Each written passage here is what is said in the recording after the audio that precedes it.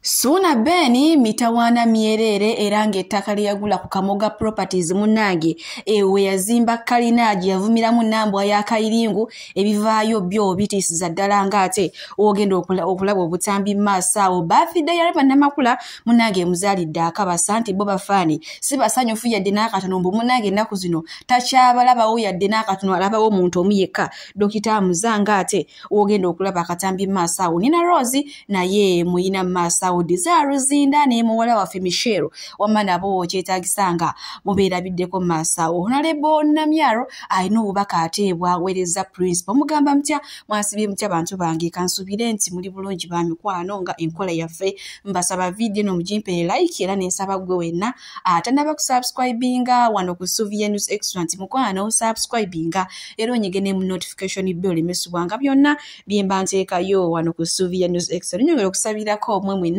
abarade abakosefu ntiza bekisa kya Mukama ate kibatuukeko ba mikwano Sheikh Ashraf Dembe omusomi w'edduwa akola ku nsonga z'amaka oyagala kufuna butuuze bweru business nga tesitambula bulungi mukubireko agenda kubanga wamma akurombera edduwa munange sigenda kuliisa era nga nkutandise n'omukyalo ono gwolaba kana akatambi katambudde nnyo nenga manedda nina okumanya lwaki bakubona omukazi omukulu munange n'obuzibuko bwavudde omukazi oyo yagenda n'afumbirwa ewa bbawe nafunamu obutakkaanya n'anobanga omulembe guno munango manya abakazi bafumbayo katono ng'ava nagamba nti taata sigenda kudda mu maka ago bamunkuba oba mukola ki mukinkole munange ng'omusajja taata we ngakka ku muwala nga aswanyula emiggo nga woolabaawo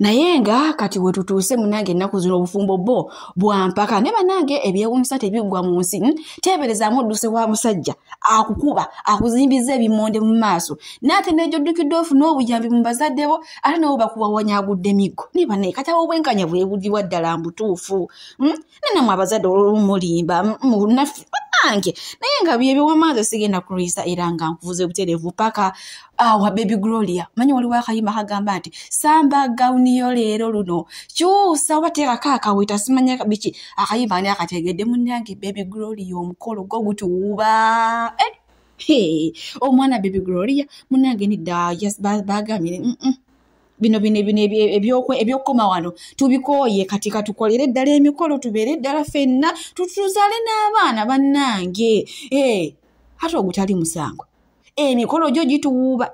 era amagomesi go twategese dda wali ogutalina musango munange mbadde mpita ayitanga nga ku mwana mulenzi ng'alina ekibuuzo kizito ye naye kugamba afundikidde ansa tagiina obula nga ajagaza mmwe era mugenda gimpawo mu comment section sooka omulabe katono lwakemba tetambula mpola ate nebange eweekera amazzi genywe gateekawa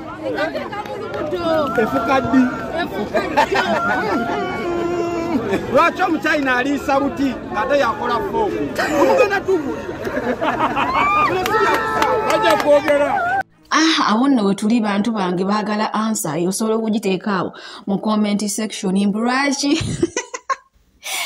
tate yangu wanaye ate etambula eweekera naye munange no mbadde sibyegenderezaako by the way oluvannyuma lw'okulaba kano akatambi nafubye okunoonya embaata ndaba baddala kituufu etambula eweekera naye naye nga bwe tuli wamma ebyo nga tubitadde ku bbali nkubuze butereevu paka ate wa birthday gaaro era nga si mulala Rema Namakula ngamba ono ekisiwa Eddie Kenzo mama Maru mama Ria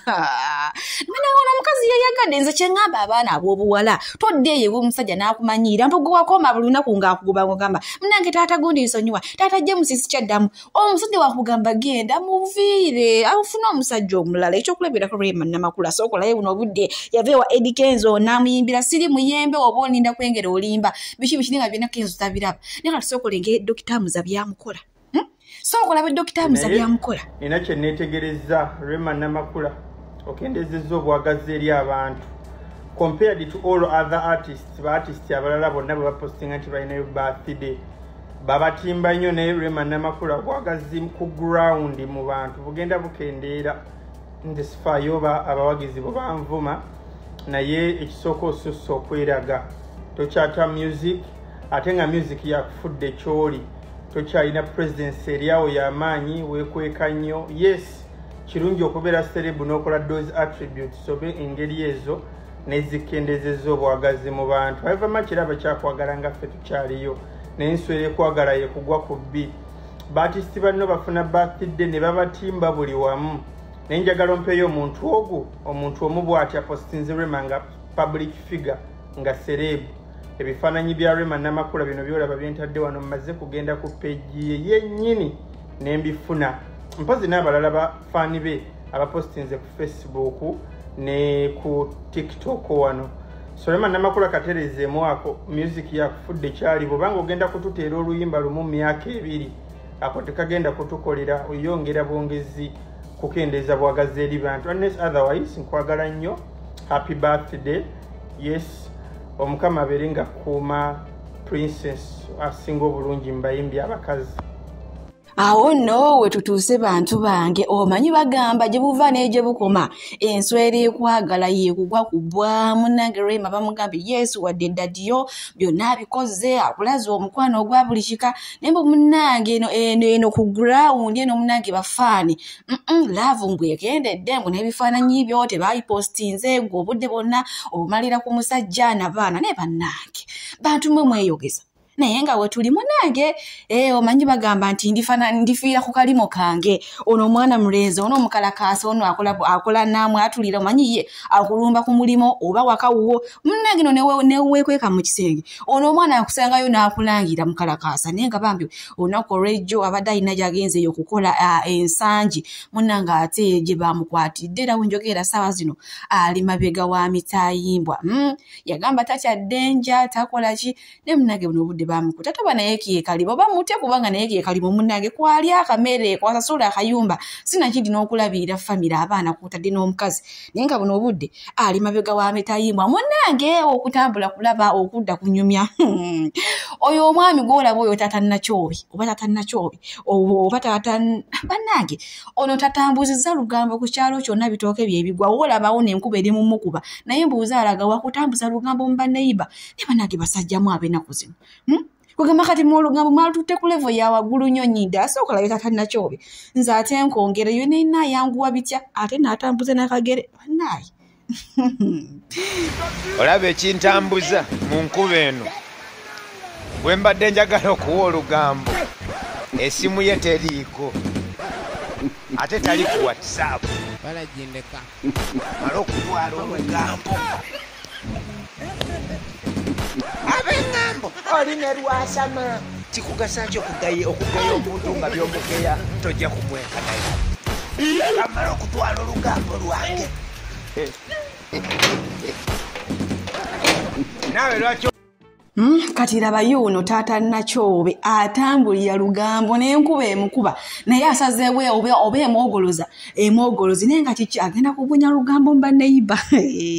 ebintu byakyuka munange olugambo edda lwabeeranga lw'abakyala ate nga n'omukyala alina olugambo nga naye aba atama aba tanyuma okitegane munange ennaku zino abasajja olugambo ddo balutadde ku levo ya waggulu nnyo baddiyale kale ebyo nga tubitadde ku bbali nkubuze butereevu paka ate wa desire Ruzina munange nomba guddeko maasawo nga ogenda olaba akatambi wamanga ali bulala ne kawala kafe kano ka Michelle omanyi bagamba munange bedetinga n'omwana wa Dr. Jose Kamiyoni ono Abba Makasi omukulu tasobya who said munange bedetinga naye munange mbalina mu maaso wano nga bali mu ka moment akamami ne baby.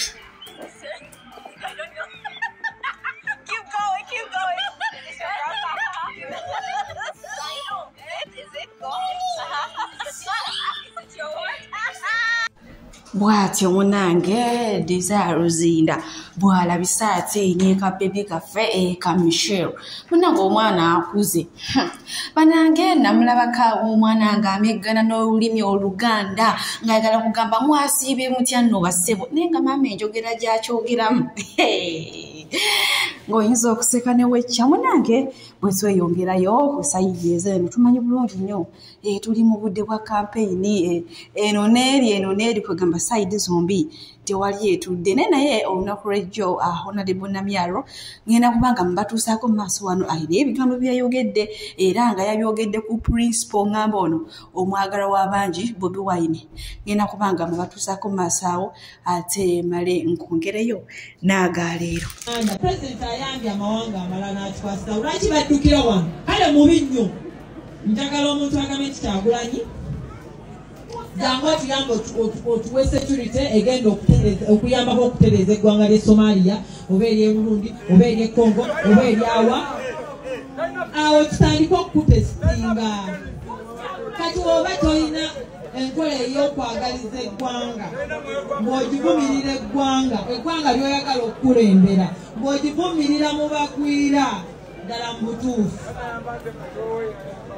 oba tukabaasanyiza ekimala taata tukwegayiridde tulekeemu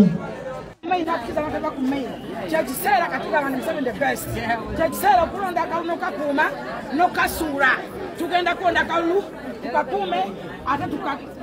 tukalayire n'olwekyo vote Museveni. Bwe tweyongerayo n'omukulembeze w'eggwanga His Excellency Yoweri Kaguta Museveni munange naye mwina maaso wano ng'ate ayogera ku nsonga z'obwavu bambi agambye nti abantu tayagala kubeera mu mbeera nnungi ng'ate abantu be bali mu mbeera ya bwavu ya kukaaba bingi ng'ate wengenda okubanga mbatuusaako akatambi maaso wano namwe mumwewulire kubeera obulungi abantu bange Katonda beyampereza okukulembera ne babeera mu bwavu y'ensonga zijja kubeegayirira bannange muve mu bwavu naye abamu tebafu.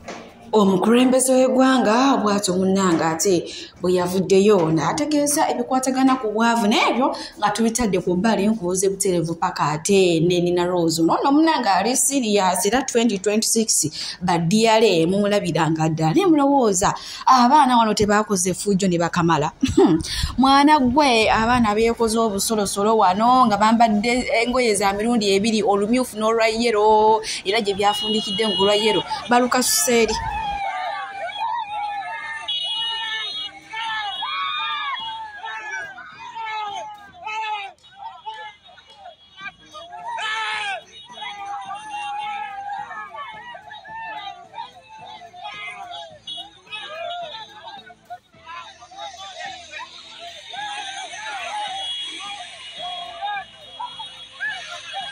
Awo no we tuli bantu wange ndabya akatambi kano nenzijukira olugero lw'Omuganda olugamba nti kungulugumba munda mukyuzi ate mulowooza abaana balenzi bano tebakoze ebintu naye nga tweyongeddeyo ewa Chris Evans ono n'omwana mulenzi oluvannyuma lw'okugwa muziira avuza abaana bawala abawangalira mu ggwanga lyaffe lino Uganda wamanga bamukutula omutima bw'ekkutu nga baguteeka wali nga bamulekera butundutundu yasozawo n'agamba n'awanika n'agamba mwe munanga abaana abaddugavu mbatadde mbakooye kuba ekimala kimala ow'ebbango otamwemuukiriza teweebika munange n'agenda n'abazungu nga w'omulaba awo bapepeya bitya ate munange nno namusanzeekawo n'agamba mwana muwala obulamu bo butambulira ddala nga we yabubala era awulira mugumu nnyo nti ono gwe yafunye tagenda kumukola ng'ate abaana ab'e Uganda n'abalala abaddugavu baataŋŋambye nga bye bamukoze kale ne mugamba munange nywera owokutte tota kintu maali mweri nnyo nyini abalungi abatuuliriza era abatulaba olunaku olwaleero tucaddeko ewa Sheikh Ashraf Dembe sebo nsanyusa okubalaba amannya agange Seeka Ashraf Dembe akola ku bizibu by'enjawulo omuntu singa aba alina ebirwadde tumusomereddwa tumuwa amazzi ga lukuya nga bw'obadde ogalaba tugenda abantu ku kyoto ne twokya emizimu emibi egibabaamu n'okulomba edduwa abantu singa abeera ng'ali wano atuuse sobola okumulombera edduwa ne waba atatuuse nga mpadde amannya ge naye ng'ali wala neetaase ennamba yange yeeno eri 0701763711 nammwe bannyinaffe abali ebweru oyagala okuba nti oyagala okulombera ku dduwa ng'olina ebizibu viza zibuze amaka gakolongotana sente zikola zimpita mu ngalo ojja kumpeereza ekifaananyi kyo n'amannya go ebyo byokka bijja kummala nja kukulombera edduwa ojja kutereera olunaku olusembayo mu mwezi mba n'edduwa eyawamu ffenna n'abalwadde bange abakadde n'abapya. Salaamu alaikum warahmatullahi wabarakatuh. bwe tweyongerayo ne Kamoga Properties ono nno munange bwenjogeera ali mabega wa mitayimbwa oluvannyuma lw'okumala ebbanga ddene nnyo ng'afera abantu era nga olunaku lw'ejjo waliwo omugagga yamuguddeko omusango n'abalala ne bavaayo abasukka mu 19 ng'agenda bafera ebyapa kyokka bambi ekisinga okukwasa ennaku ettaka Ssuuna Ben mwe yazimba kalina nga nalyo kigambibwa nti bambi ekyapa ekyo kya mpewo kya bulimba kati munange nambwayo kalina gye baali bakayani buno obudde musajja wa Ssuuna Ben naye gaakaba gaakuma bannange abasajja mwegenderezenga nnyo okunyiiza abakazi bembeera mukoze mwenna ekintu namba yavayo n'agamba nti abantu empanika gye bakuwanikamu agamaanyi ge bakozesa era kyekintu kyekimu amaanyi ago egagenda okussa wansi nitugamba bannambwa yalimba essaala ya nambwa yeekola buli gyabadde agamba mbw agoloka saa 9 n'asaba ne bannange Ssuuna Ben musajja Kamoga Properties agenda luzira fantastic mu mawulire ge tuyinawo Kamoga Properties we tuwogerera sawa zino ali mu High Court wano mu kibuga Kampala ku misango egy'okubba ettaka waliwo ekibaluwa kibakuntumye bakimusamoningiro of course ne bakimuwa leero enkya ya leero ku sawa 11 bamuboye ne basooka bamusibirako ku polisi y'e Lubowa then polisi y'e Lubowa ne bamujjawo ne bamuvuga paka ku High Court aze ku High Court taze kuwoza aze kuwebwa baluwa emutuwala direct paka eruzira unless if ebyapa bye bamubanja bya bumbi 10 na kamusinga babirese n'omuntu omulala alina okweraliikirira ennyo alina kubeera Ssuuna Ben olw'ensonga nti Ssuuna Ben ekyapa kye bamuwa Kamoga bye bimu ku byapa ebigenda okusazibwamu ebyapa bino omuntu yamusibye bamuyita nganda ebyapa byali bya nganda Kamoga yajja kutaka nga buloka bwe yajja kutaka nga buloka n'akozesa olukujjukujju lwonna n'amakinga sure nti afuna signatures na biki byonna byetaagisa okuba nnyini kifo so kwebyo byennyini bye yakozesa n'awaako ne Ssuuna Ben so Ssuuna Ben yalwana olutalo nga yeddiza ekyapa kye bambi kumbe ekyapa bintu bya nganda so Ssuuna waffe tumusabire kuba ebyapa kooti yeegamba bagenda bisazaamu so Kamoga Properties luzira must shine tumusabire musajja waffe oyo Katonda amukendereze ku ebya Kamoga Properties byosi birungi n'akatono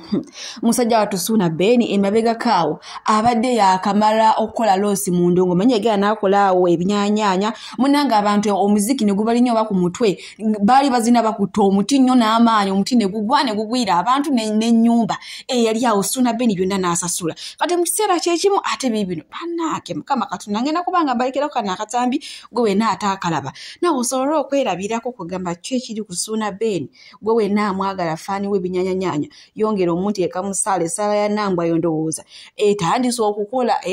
mwewala abasajja okunyiiza abakazi be muzaddemu abaana ekitali ekyo amawulire si malungi abantu basise omuti mukulaba ngaawo ku kisenge wekibadde awo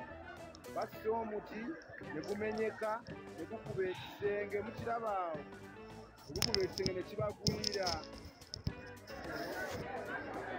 kati abantu bali omwo mu Kasaka